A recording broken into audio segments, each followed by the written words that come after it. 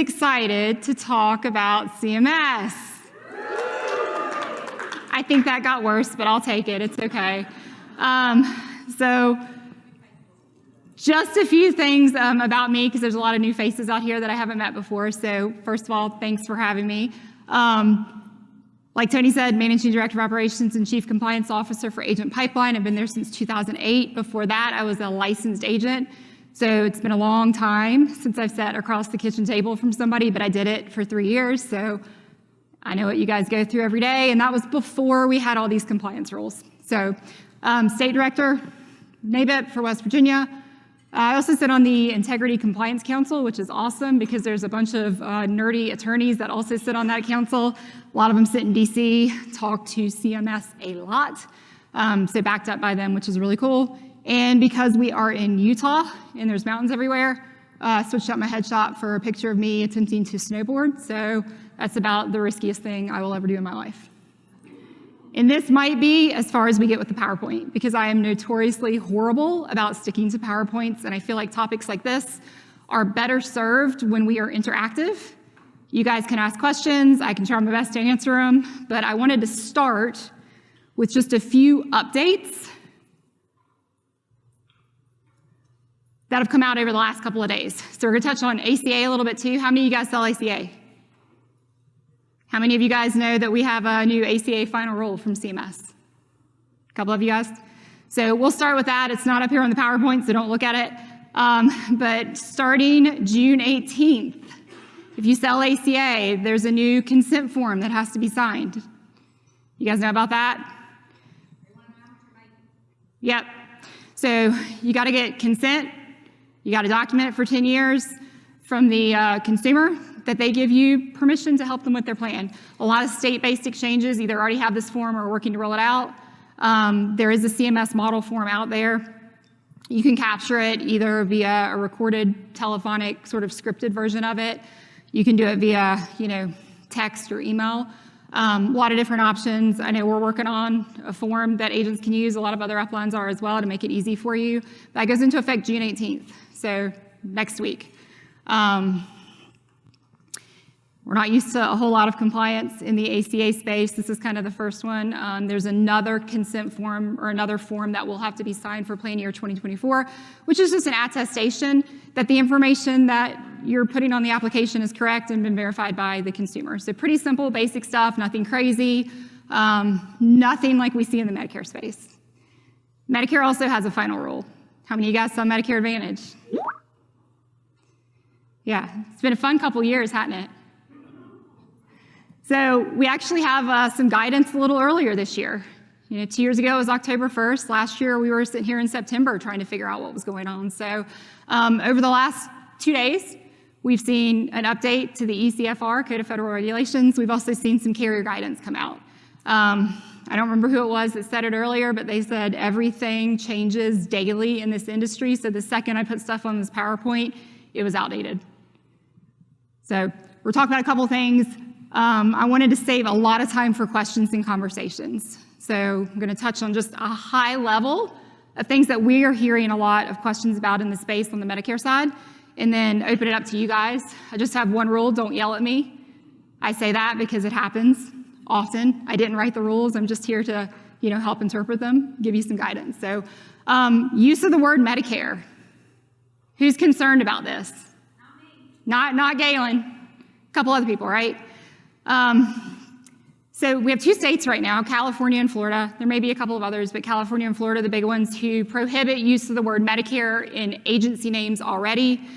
There was a lot of talk about CMS rolling that out like nationwide. When the final rule came out, a little different. It just says you can't use Medicare in a way that could be misleading. What does misleading mean? Everybody has a different interpretation of that, right? We saw over the last day or so, 3 carriers have released guidance. We've seen one that says, don't use Medicare in URLs, don't use Medicare in your agency names, period. The other 2 have said, you're fine to keep using it as long as it's not in a misleading way. So we feel like that's probably gonna be more of the trend that we see from the other carriers. I have a couple of examples of ways to avoid things here. So what's misleading? on actual lead cards and business distribution cards, anything in social media, don't care what the medium is. If you have things that are lookalikes of government materials, Medicare notice. Here's your Medicare account number. Boxes that kind of make it look like it may have come from Social Security, that's going to be misleading 100% of the time. We've seen a little bit of leniency in the space. This year, it's not going to fly. Using Medicare information box that contains customer ID is what we see a lot. Marketing flyers that use images of the original Medicare card. How many of you guys have used that before? A lot of people, right? Now, it's got to get CMS approval. It's considered a marketing material if you use that. The great thing about CMS is they have released no guidance on how you get that approval, so we don't know if it's going to go through the normal sort of HPMS filing process or if there's a separate way to do it. They're supposed to release it in sub-regulatory guidance at some point in the future. So we're just kind of advising, if you want to have the safest, shortest route, just keep the Medicare images off of your card. You can still use things like Medicare Advantage. I represent Medicare health plans. I specialize in Medicare. When it comes to agency names and URLs, there's a lot of folks who have Medicare in their URL and Medicare in an agency name. That is in no way misleading. Patterson Medicare Insurance Agency of West Virginia. Nobody's thinking of Medicare, right? The Medicare Enroll Agency, maybe. We see a lot of URLs specifically that would be very easy for a consumer to Google and think they are just someone right across that Medicare website, especially if there's government logos on there, images of the Medicare ID card, red, white, and blue themed things. These are all things that could be misleading. Just steer clear of them. Right now, if you're in Florida, no Medicare in your agency name at all, and they don't allow DBAs. California does.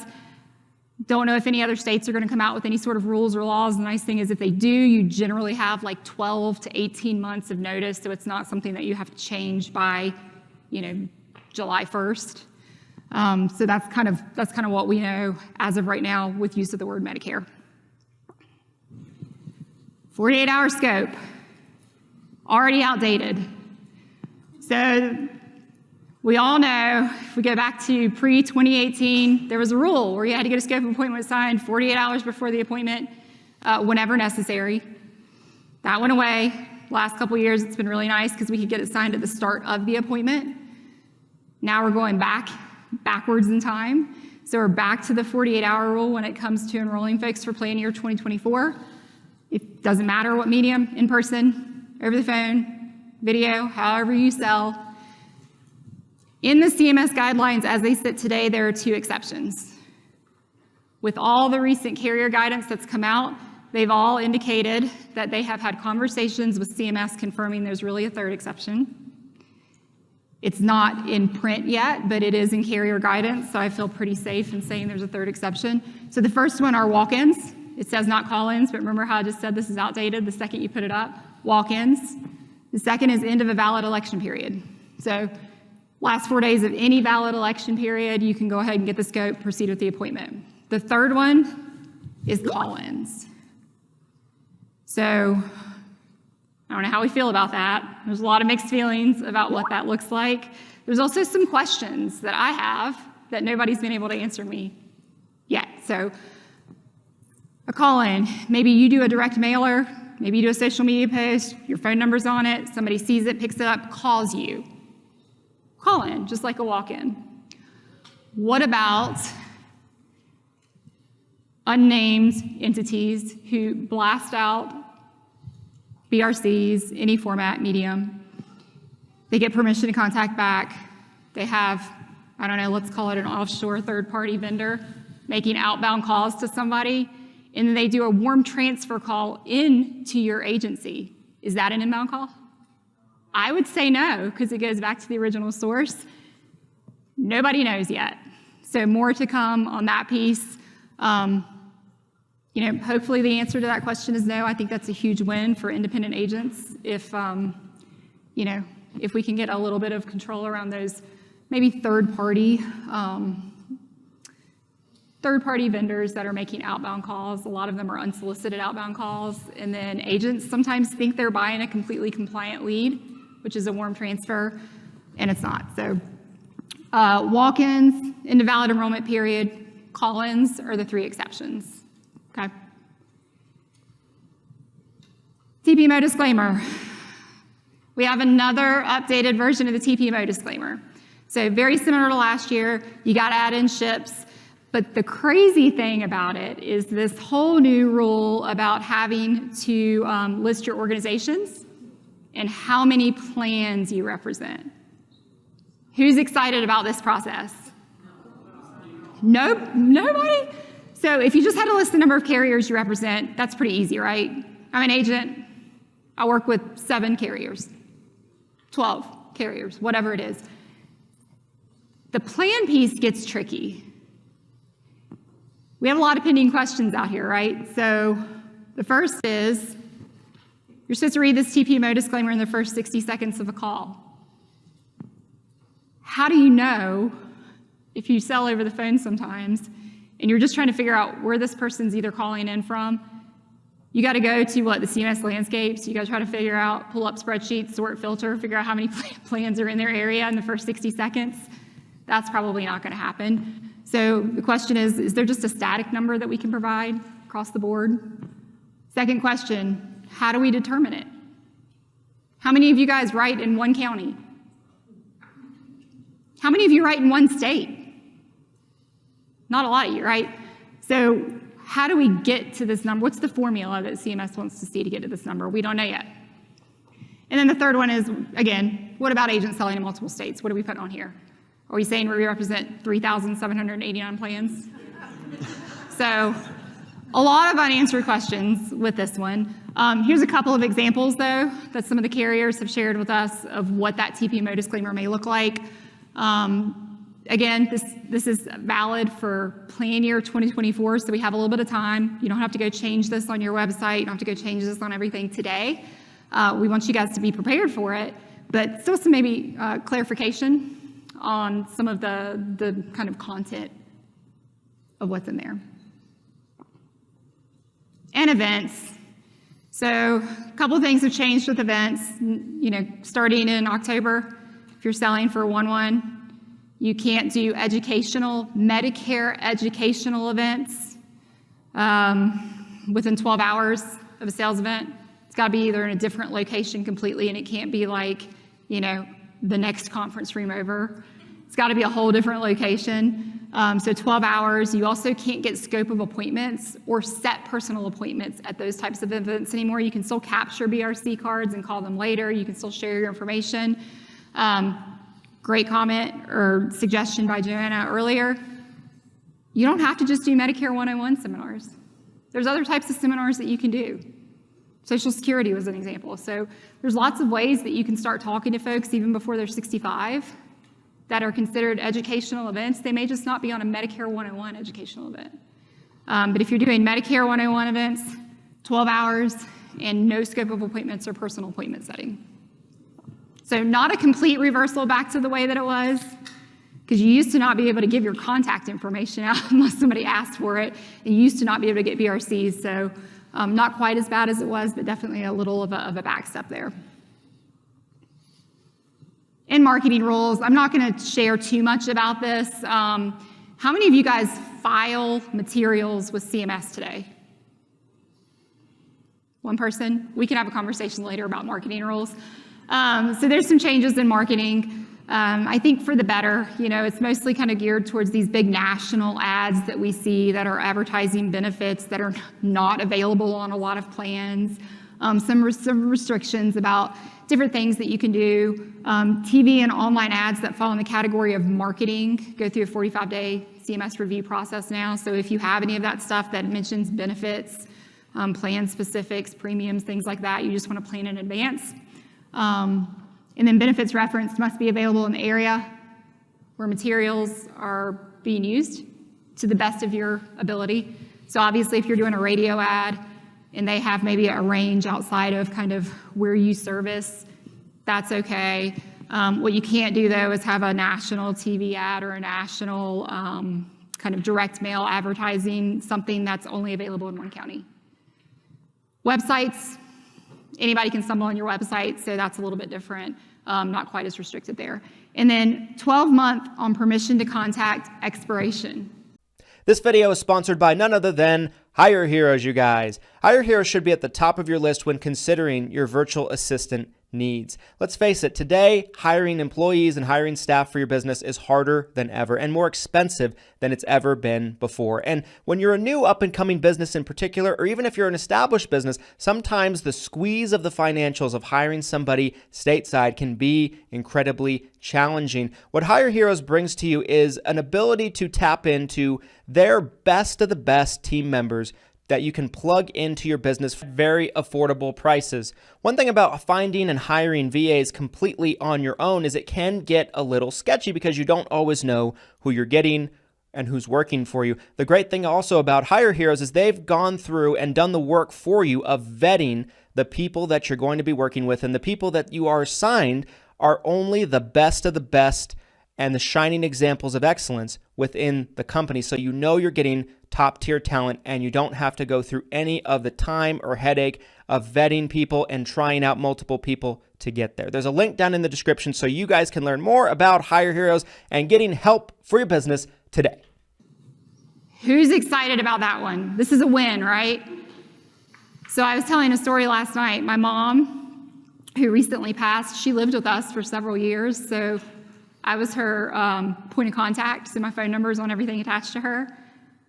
I get an insane amount of phone calls every single day from something, and she's been gone for a little while, y'all. She hadn't been filling out cards in the last few years, right? Who knows when she filled that card out? What, 7 years ago, 10 years ago? People are still calling on it. So 12-month permission to contact, expiration date. If you guys have permission to contact and maybe you're still talking to people, just try to get a new permission to contact, whether it's verbal or in some sort of documented format. Guys, if nobody's answered you in 12 months, they're probably not going to answer you in 24 months or 6 years from now or 12 years from now. So that's my PowerPoint pitch, very high level. I wanted to open it up to you guys for questions. I have one to start it off. I was like, where did that come from? I've seen a few different effective dates promoted, and Yeah. It seems nobody knows when this actually goes into Great effect. question. I have a date in my mind that I think is accurate, but What I is your keep seeing date? another date, July 10th. Okay, And I so swore I read that from the horse's there is mouth. an effective date of the rule, and then there is an applicability date. So rule goes into effect. It is applicable for plan year 2024. So for most everything, there's a couple of pieces inside of the final rule that sort of like may take place earlier, but for all the stuff that we're talking about here, it's plan year 2024. Also didn't talk about one kind of cool thing, right? So call recordings. Right now, what's the rule? What do you have to record? Everything. All calls. That's still true for everything that you write in 2023. 2024, narrowed scope, sales and enrollment, which makes sense, right? Sales and enrollment. There's also a pre-enrollment checklist. You guys maybe heard of this? So we finally got the links to what the pre-enrollment checklist is going to include. I'll share those with everybody. We don't have a specific form. We expect them, from what we're hearing, to be inside of enrollment kits for 2024. Don't know exactly what that'll look like yet, but you can see what's listed in there. So you can see the order of the summary benefits that they want you to read. So I'll make sure that we share that out as well. But plan year 2024, so anything that you write or talk to people about starting in AEP that's going to have a 1/1 effective is when 99% of this actually becomes applicable. Good question. Any questions? I have two. Okay. I should answer to this, but is there a lifespan on like scope of appointment? Do you know how many times I get this question? So I've been doing Medicare compliance since 2009, and people ask me this question all the time, and they're like, I want to see it in writing. If you can find it, I'll pay you money. I can't find it. In every carrier you ask, you get a different question. 30 days, event specific, 6 months, 12 months. I don't have a great answer for you on that, because every time I ask somebody, I get a different answer. What I usually tell agents and advise them of is use some common sense, okay? So like if you have a scope that's signed in February, don't use that for AEP. Nobody remembers. I don't remember what I did in February, and it's only June. So I like to say, one, event specific, first of all. Two, 30 days, sometimes maybe a little window, but 35 to 45 days is kind of a good window. Could you submit one that's older than that? Probably. But sometimes it's about best practices, though. And especially now, there's technology, there's text, there's email. You can do some voice scopes if you have like it scripted the right way. It's really easy to just ask them for consent and permission again and get a fresh date on it. Good question. Thank Second. you. So my second question is, so I send out postcards with like Mailbox Power where I make the postcard and I just say like, hey, call me if you have questions about Medicare, right? Yep. Do I have to put that, we don't offer every plan available in your area, blah, blah, blah, on that postcard? Good question. So there are two buckets of types of marketing. There's marketing and there's communications. And that rule has changed over the last couple of years. CMS just more recently, probably a couple weeks ago, sort of redefined their definition of marketing again. So communications are going to be types of materials that talk about you, your agency, maybe what you do. Hey, I help people find Medicare health plans. I can help you with Medicare Advantage, Medicare Supplement, Part D plans. Turning 65, I can help you answer your questions. Call me, I'm a local agency. Don't call that number on TV. This is who I am. Those are communications, no reference of benefits, no reference of premiums, nothing like that.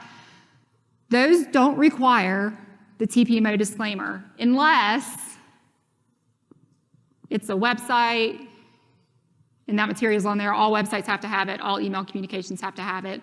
So like if you're doing a social media post and you have a form, it's got to be like embedded on the form. But in general, if you're doing mailers or any sort of communication based, that TPMO disclaimer is not required. It's required on the things that I mentioned, first start of a telephonic call as well, and marketing materials. So marketing, I don't know why I keep pointing to this like it's up here, but marketing materials are going to be anything that, even if it's generic, doesn't have to have a plan name on it, but it's going to talk about benefits, premiums, cost sharing. It's going to reference star ratings, and I don't mean like, hey, pay attention to your star ratings, but like 5-star plan. That's marketing, even if it's generic. And you got to go through carrier pre-approval, and it gets filed with CMS. You said you filed pieces before. How long does it take to get through that whole process? It's a long time. It is a long time, and it's a pain. Because, you know, one carrier will approve it, and then this one won't. And this one wants changes. You make these changes, and then this carrier doesn't like that change. So you kind of go around and around and around. Most recently, CMS kind of doubled down on what they consider marketing. So you kind of had been able to get away a little bit with some benefits that are common across every Medicare Advantage plan. Almost every Medicare Advantage plan in the country, dental, vision, hearing. Now you can't say that. That's marketing. And that does go into effect in July, because it was a memo and not part of the final rule. So a change in what they consider marketing. I think she raised her hand first, then I'll get over here. Where is it? Right here. Yeah. Not on business cards. Email, yes. Email signature line, yes. And then this new updated one, it'll need to be updated to this before you start selling for AEP. Business cards, no. Business cards should be generic. I mean, I don't see a lot of business cards where people are shoving benefits and stuff on there. If you do, Oh, that's not the only disclaimer you're going to have. If anybody's filed any marketing material, you're up to like a page of disclaimers at this point. So communications, I would also say there's some great lead vendors here, lead concepts. They know what they're doing. Work with them. They may have some stuff already filed that's ready to go. A lot of really good communication-based content too. Galen, we got a mic back here behind you. I had a question for you. So with the 12 months permission to contact, would that supersede TCPA compliance then with 90 days? I love it. So TCPA, depending on what you read, if somebody gives you permission, you have permission to call them until it's revoked. In some cases, it's 90 days. This is 12 months. So general TCPA permission to contact is if I sign something and I say you can call me until I revoke that permission. Now, you should be best practice getting do not call scrubs and things like that, because I may be added to the do not call scrub, and that's only good for 30 days. But let's say I'm not on the do not call list and I give you permission to call. Legally, you can keep calling me. Best practices, tons of states now have it at 90 days, but for Medicare, it's 12 months. And now this means they have given you permission to call them about Medicare, not about mortgage protection. And now you're starting to call them about Medicare. So yes, it does, as long as it's very specific into what they have granted you permission to. And permission to contact has to be, what are you going to call me about? How are you going to contact me? Is it phone, cell phone, email? Are you texting me? If so, you've got to have different permissions to be able to text. Ringless voicemail, that gets into TCPA as well. So permission to contact can't just be like, hey, can I call you about something sometime in the future, or contact you in some way. It's got to be very specific with certain disclaimers on it. Now, Galen. You good, Glenn? So you kind of answered the question, and thank God we have Kim at Integrity, because I don't have to do this anymore. But I do think what's cool is a lot of people don't understand where it gets blurry. Yeah. Like if you're advertising for Med Advantage, you're advertising for Medicare, you're asking for the underage 65 spouse in the house, which leads you to the 65-year-old or the life insurance you just brought up. Yep. We've got to get clever, because you've got to read the writing on the wall from the government. The government does not like what you make. We just found out from my Medicare Advisory Council, and I'll just give NABIP a plug. Thank you, Kim, for all you do. I missed the call. Did you tell them I was talking? Okay. Y'all need to get involved in your local chapters. Yes. Because I'm telling you, the work she does, I fought it for years, and I got drug kicking and screaming 2 years ago, and I love it now because they don't want you to make money. Our Medicare Advisory Council, Danielle Kunkel and Lubenow, just got a permission to speak to the SHIP counselors, which is a big deal because they hate agents. And so we've got to do a better job with our clients, because when the do not call list came about, everybody loved that, right? Because you weren't going to hear all the long distance phone carriers calling you during dinner. But what it did is it kept our clients who really needed us knowing what products they could get at a lower price. And so I think the more you can get this out in front of your clients, that the government is doing this, they'll start talking to their local AARPs. They'll start vocalizing, hey, my agent says they can't even get to me anymore because y'all want all this stuff on the cards. How am I going to know what's out there? But then you have the offshore people coming in, and they get away with it because they don't have a license to lose. Yep. So we have got to do better at supporting our local chapters. That's first. Second, the one thing I know about Kim is she's smart as a whip. If you run into something, send it to her in an email, because it helps her make decisions for all of us.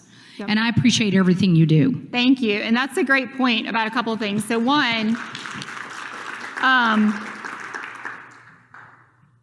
I think there's reasons behind a lot of these rule changes, right? We keep seeing increases every year in calls to Medicare by beneficiaries. There's complaints. There's reasons for that. There's problems. CMS sometimes misses the mark in the regulation that they put out there. I think we can all admit to that. Your local NABIP chapters, writing your congressman, getting involved with, I keep wanting to call it NABIP at the federal level. We're on the NAHU FMO Council, NABIP FMO Council. You think that carriers love me sometimes? I am a pain in the ass. Amen. Right? So I think a lot of these roles are going to be great for us long term. Christian said it. Sometimes it weeds out bad agents. Sometimes it's a pain in the beginning, then you get used to it, and then you see some of these agents that are bad players in the space, or agencies or groups or entities exit because they don't want to deal with it. That's good for us. We've seen a lot of research over the last 2 years where seniors, specifically, Medicare beneficiaries in general, are so tired of misleading marketing and advertising. They don't want to call phone numbers anymore on the screen. They don't want to get stacks of direct mail where they can't tell who it's coming from in their email box anymore. We're seeing a shift back to the local agent. And when I say local, you don't have to necessarily physically be local. Do you look local? Are you trying to educate them? That's what they want. They want somebody that's going to tell them the truth and educate them and not lie to them and put them in a Part B give back plan with degraded benefits when they're sick and they use that plan constantly. Guess what? Their co-pays, their co-insurance, way more than whatever they're saving on that Part B give back. They want somebody that has their best interest at heart. And I think there's a lot of them are starting to see who that is. And that's independent agents and agencies like you guys, right? So, I think that there's a lot of good that's coming. I think doing marketing and communication-based materials that are educational in nature are fantastic. I don't care what kind of format or medium you want to do it. But if you see something that you don't like from a rule standpoint, you got to say something, right? Be a pain in the ass to somebody. Perfect. Guys, give it up for Kim Patterson.